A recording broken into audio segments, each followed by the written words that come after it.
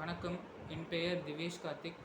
நான் இன்னைக்கு தன்னம்பிக்கையை பற்றி ஒரு முக்கியமான ஒரு விஷயம் சொல்ல போகிறேன்.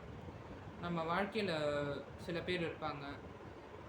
என்னது உன்னால் அது பண்ண முடியாது, இது பண்ண முடியாது அப்படின்னு சொல்லிட்டு நம்மளை டிஸ்கரேஜ் பண்ணி நம்மளோட செல்ஃப் கான்ஃபிடென்ஸ் வந்து ரொம்ப என்னது குறைக்க பார்ப்பாங்க. அதனால அது மட்டும் இல்லாமல் நம்மளுக்கு அதை நம்ம கேட்டு நம்மளுக்கு பிடிச்ச விஷயத்தையே நம்ம பண்ணுறத நிப்பாட்டிடுவோம். இல்லைன்னா நம்மளுக்கு ரொம்ப பிடிச்ச விஷயத்த நம்ம யோசிக்கிறத பற்றியே நிறுத்திடுவோம். ஸோ அதனால் இதுலேருந்து நம்மளுக்கு தெரியுது தன்னம்பிக்கைன்ற ஒரு எலிமெண்ட் வந்து எவ்வளோ வாழ்க்கைக்கு முக்கியம்னு. இப்போது ஒரு மாணவன் வந்து அவனோட தேர்வில் நல்லா ஸ்கோர் பண்ணணும், இல்லைன்னா ஏதாவது பெர்ஃபார்ம் நல்லா பண்ணணும் அப்படின்னு சொல்லிட்டு முடிவு பண்ணான்னா, ஃபஸ்ட்டு அவனுக்கு ரொம்ப தேவையான ஒரு விஷயம் தன்னம்பிக்கை. அந்த தன்னம்பிக்கை அவனுள்ள இல்லைன்னு வச்சுக்கோங்களேன், அவன் எவ்வளோ தடவை படித்தாலும், எவ்வளோ தடவை என்னது என்ன பண்ணாலும் அவனால் அந்த தேர்வில் வெற்றி பெற முடியாது.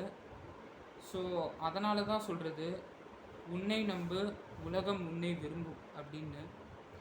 நம்மளே நம்பினாதான் மக்கள் நம்ம கூட நிறைய பழக ஆரம்பிப்பாங்க, நம்ம கூட நிறைய பேச ஆரம்பிப்பாங்க, அதெல்லாம் பண்ண ஆரம்பிப்பாங்க. ஸோ அதனால் நம்மளுக்கு தெரிஞ்சவங்க நிறைய பேர், நம்மளுக்கு பிடிச்ச நிறைய பேர், ஆக்டர்ஸ், ஸ்போர்ட்ஸ்மேன், நடிகர்கள் எல்லாருமே அவங்களோட வாழ்க்கையில் என்னது தன்னம்பிக்கைன்றது ரொம்பவே ஜாஸ்தியாக வச்சுருப்பாங்க.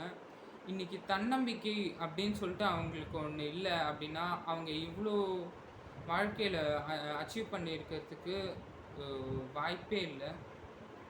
ஸோ அதனால் நம்ம ஒரு தடவை தோல்வி பெற்றோம், அதனால் நம்மளோட கனவு அவ்வளோதான் முடிஞ்சிருச்சுன்னு சொல்லிட்டு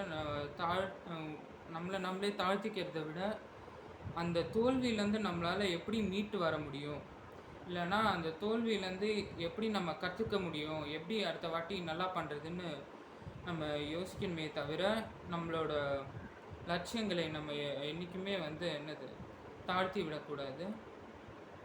அது மட்டும் இல்லாமல் என்றைக்குமே தன்னம்பிக்கையாக இருங்க, மனசை நல்லா தைரியமாக வச்சுக்கோங்க. நம்ம கண்டிப்பாக ஜெயிப்போம். நன்றி, வணக்கம்.